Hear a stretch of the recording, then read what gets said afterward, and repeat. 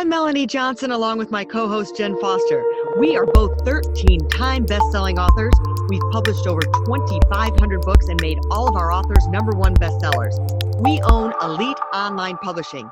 If you want to become a best-selling author, look us up at eliteonlinepublishing.com. Now, welcome to the podcast that shares secrets from top industry experts that show you how to get lasting success and results. This is the Elite Expert Insider Podcast. Hey, it's Melanie Johnson. We have a super duper podcast for you today. I'm here with Jen Foster, my business partner at Elite Online Publishing. Hey, Jen. Hey everyone. How's everyone doing? I'm sure they're doing fantastic. So listen, everyone is feeling like they're kind of in this funky state, and we're in between maybe where we want to be and where we want to go. Right? People have lost their jobs. People are sitting at home. We're all kind of in this funky little state. So we have Tracey Greene-Washington in the house today. She is not only one of our authors, not only did she hit #1 best-selling author here in the United States, but she hit it in in Canada as well. She's an international best-selling author in 7 categories. So we are so proud of her and so proud to have published her book for her called The Messy Middle. And that's where I'm saying I think a lot of us are in that messy middle. You know, things have not gone the way we had planned them to go. And so we're making that adjustment. So Tracey, thanks so much for coming today. We're so happy you could come. No, I'm happy to be here. Thank you for inviting me into this space. I'm excited to talk about my book, Choosing Purposeful Alignment, The Messy Middle. I think it's timely. And so thank you for inviting me to have the conversation. Great. Well, thank you for being here. Tracey, tell us a little bit how you decided to start writing a book, or what kind of motivated you to get this information out and to help people. I think funny enough, I was not motivated to write a book. This journey actually began through a series of conversations with individuals that was watching my journey of really figuring out as I was figuring out what does it mean to lean into my purpose and being clear about the alignment of that purpose, and getting little notes on LinkedIn, getting text messages and individuals asking me what was I doing, because I was showing up in a way that really resonated with them. I was asking questions in a different way that resonated with them. And they really wanted to know what I was actually doing that was kind of different than what I previously did. And so that really sparked this amazing conversation with women and men and individuals of different cultural backgrounds, of thinking about what does it mean to choose purposeful alignment. And so it started out as me actually just going to do a series of webinars and conversations, and grew into this opportunity of saying, let's actually put it in a book. So we're able to package it in a way as a tool, and the intentional space for individuals to do this work, particularly individuals that often don't give themselves permission to take this space. That's awesome. So what are talk us through the messy middle and the what if statements that you give in there? So the messy middle all in itself is, like you said, Melanie, is like the place right in the middle, the difference between your current state and you really reaching this place of being purposefully aligned. I always talk about the messy middle as probably sometimes the most painful place, because you're doing a lot of self-reflection. You have to ask hard questions of yourself. You have to examine the relationships that you have around you. You also have to examine your role and your participation in keeping some things in place that are preventing you from being and walking in your purpose. And it often is a place of celebration too, of new awareness, a place to experiment, a place to think about things in a new way that you hadn't before. And so my book really guides you through the messy middle in a way that's meant to force you to pause, to reflect, and to make choices that are critical for you to move forward. And in the book, I really talk about these kind of 3 different places of the messy middle that you have to be really clear about. One is the power of permission and understanding what that means for you and redefining that, right? And activating yourself in service to that. The other part is this transformation, like what kind of transformation, new tools, new relationships, new boundaries, new people, new places I need to visit and interrogate. And lastly, just thinking about what does it mean to be a game changer, you know? And a game changer, not in an arrogant way, because oftentimes people think about that language, they're like, oh, that's being arrogant. No, when I talk about a game changer, I'm talking about you being clear about this walk, that you are on a faith walk. You don't know what's going to happen, but if you lean into your values, that something amazing will happen. You will attract exactly what you want to attract as a result of being aligned.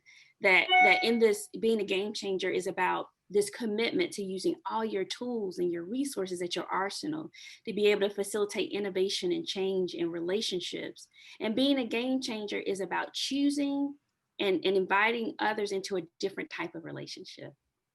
Oh, those are all so awesome. I love that you say you have to pause, because I think, especially, with this time that we're in this year, there's lots of change going on. There's lots of things going on. There's lots of transformation going on.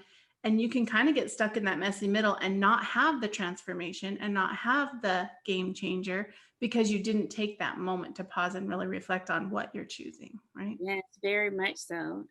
Very much so. So in the book, one of the things that I've provided as a prompt is a series of questions to help you pause. But in addition to that, at the end of each of the chapters is this really important prompt of what you're saying yes to and what you have to say no to. And so it is meant to do exactly that, Jen, to make you pause, to be intentional, and to make a commitment that enables you to move to the next section of the book. If you don't do that part, then you'll never be able to move to the next part of the book.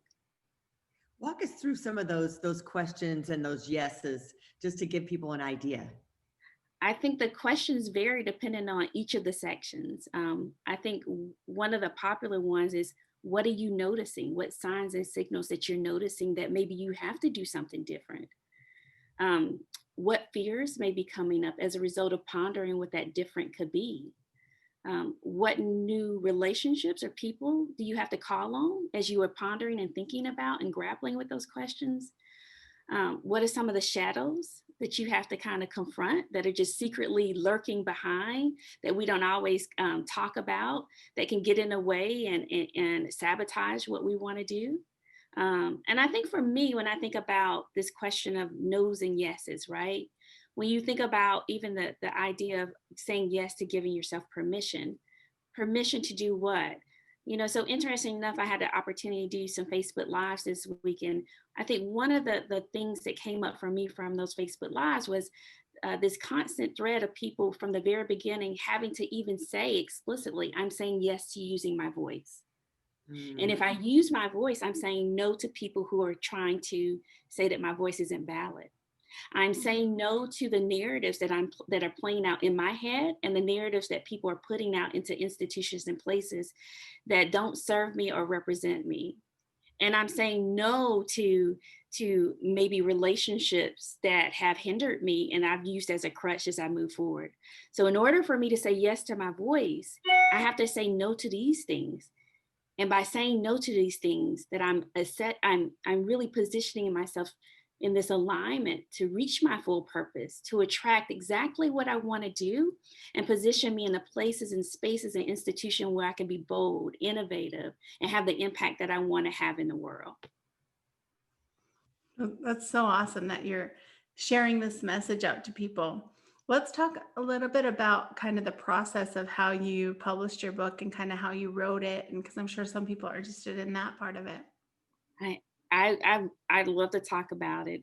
For me, it may be different for other folks. It was hard to get started. I had a lot of these conversations and things in my head. I think that I've written them down several different ways in terms of from a structure perspective, because both Jen and Melanie has gotten to know me and they know that I like structure and thinking about how you sequence things in that way. And it was hard for me to get started. And so the process for me, having Anita Henderson being a writing midwife, work with me to keep me both accountable, to encourage me, and also give me feedback along the way was a critical part of it. And I remember the moment where I had to admit that I was stuck and having to reach out to Anita. Anita said, where is your gut saying you should start? And I told her, I said, I have to actually start at the end to write the book. So I actually wrote the end first before I wrote the beginning of the book. And once I wrote the end, things began to flow. And it was a process of making sure that having Anita by my side, definitely encouraging me to be clear about my intentions each week about how many words I was writing. And also when I got to the point where we had reached the kind of max in terms of the word count, or the outcome that we wanted, really being intentional about the process to allow for feedback, revisions going forward. I think one of the things that was a beautiful gift to me through the process is the gift of beta readers, because you are in this process and you're in your head and you're like, is this really a message that people want to hear? And so having the opportunity to send out the beta readers gives you the opportunity to hear from individuals that care about you, to really give you honest feedback and will be truth tellers to you. And also to push you. There were some places that I don't know if I was ready to go to. And my beta readers were very clear with me that I had to go to that place and be explicit if I was going to tell the story right. And if I really was going to be a servant to supporting people in this space. And so that gift alone was just really a beautiful part of it. And of course, having both Jen and Melanie usher me through the last part of it, of thinking about the design and thinking about, what tools you want to provide and how you want to structure it, how you want to talk about it, as well as Wayward Kind supporting me as well. And what's beautiful about this team is that they allowed me to show up as my authentic self and show my authentic voice through every step of the process, from the marketing to telling my story to even the cover, really representing who I was. And so just a lot of gratitude to everybody. That's great. Yeah.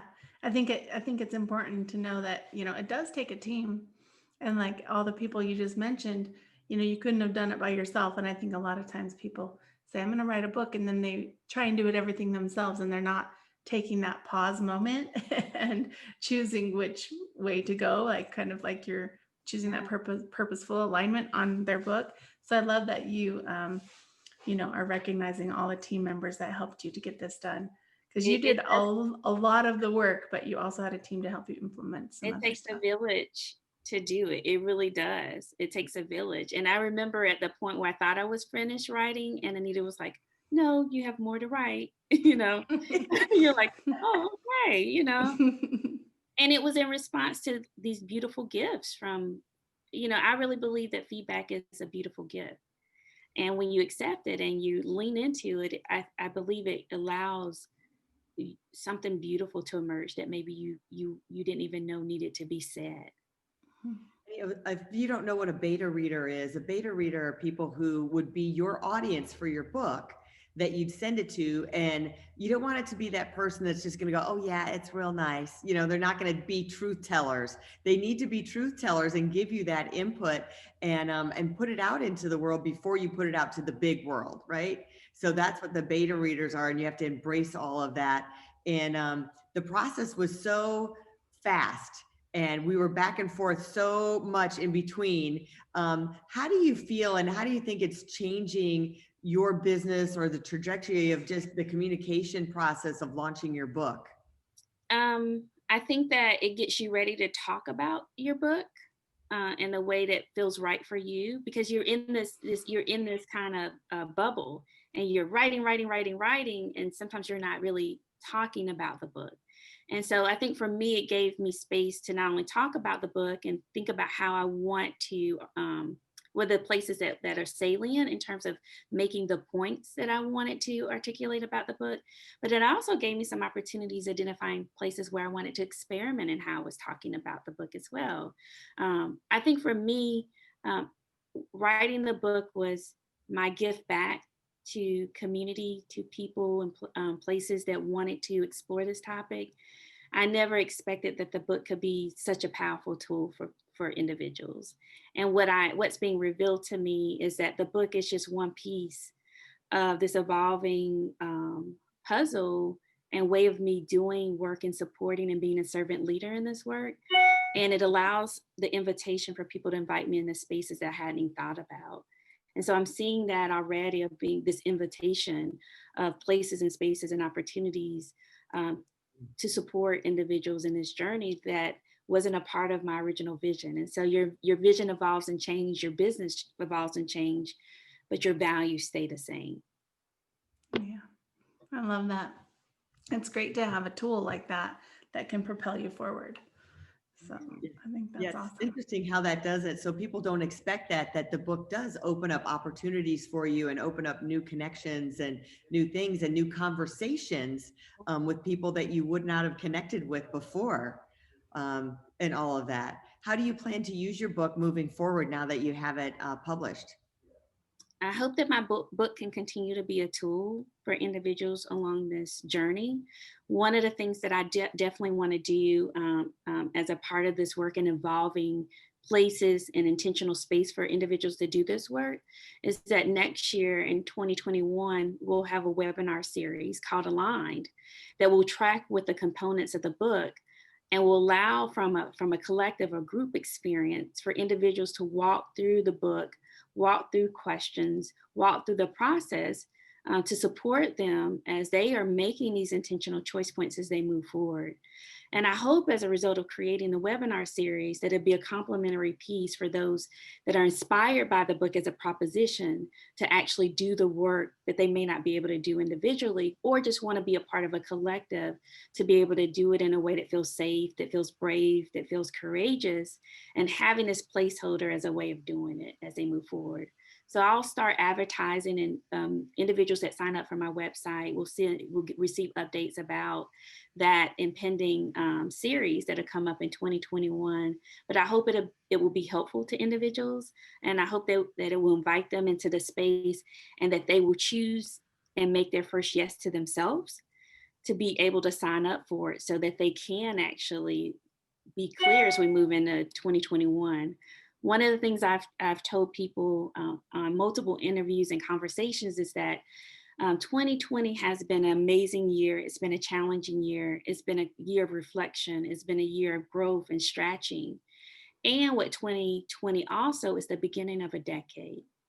Everything that we're seeding this year in 2020 will show up in the next 10 years. And if you are seeding an intentional process to walk into purposeful alignment, I don't know what's in store for you for 2021 and beyond, but I know it will redefine and define your journey, your story, your experience, your impact, and has the power to move you from not only being successful to being significant in your institutions and your work in your sectors going forward. I love that. And it's so important to think about 2020 as that, like the beginning, right? Mhm. It is. A decade. It's been great having you on. We are so proud of you that you have become an international bestseller. Your book is out in ebook and paperback. And I love that what you said, you're using your book. It's really the launch pad and cornerstone to launch other products and services like your webinar from there. And think of all the other people that you'll reach with your book. I tell this story that a book that I wrote about leaving a legacy, a gentleman in a Japanese prison had sent me a letter that had gotten my book. Don't ask me how he got my book in a Japanese prison. He was a US citizen, and it inspired him and changed his life to give him hope to write his book while he was in prison. So Tracey, you just never know whose hands your book is going to get into and whose life you're going to change or shift and make their next decade phenomenal because of the words that you wrote and you put out into the universe. So Well, we're really grateful for that. I receive it, and I hope that happens. One of the things that I have put out there for individuals who are not sure if they're ready to move into this space is on my website. You'll find a tool called a Purposeful Alignment Quiz, and it's meant to just serve as a tool to help you understand and be an invitation to exploring what this could possibly mean for you and where you are potentially on that journey. And it also provides recommendations or resources of how I can support you in other ways as you are beginning to define for yourself whether this is the right path for you. That's great. Can tell the website name so people can go and find the Oh, quiz. I love to. So it's indigoinnovationgroup.com. And you can also purchase my book for those that are like, I want it now, right? I want to lean into this process by going to Amazon and purchasing it there. And we'll also have a paperback version of it that will be available probably in the next week or so. But I'd love for you to come to the website, check us out, take the Purposeful Alignment quiz. You won't be disappointed. And if you're called to purchase the book, to begin the process of thinking about what this proposition could mean for you. Excellent. Thank you. Thanks for coming today, Tracey. Again, we're so proud of you. If you'd like to become a #1 best-selling author and go through our process, contact us at Elite Online Publishing. There's a submission form you can fill out right there.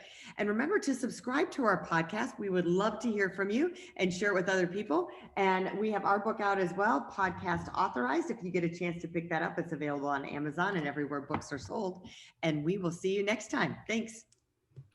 Hey, are you looking to increase your revenue, build credibility, and elevate your brand? This podcast is brought to you by Elite Online Publishing, an innovative publishing and full spectrum marketing company. They will publish and market your book to make it a #1 bestseller. Becoming an author is the best way to market your business. So contact them at eliteonlinepublishing.com today. All of their authors become #1 bestsellers.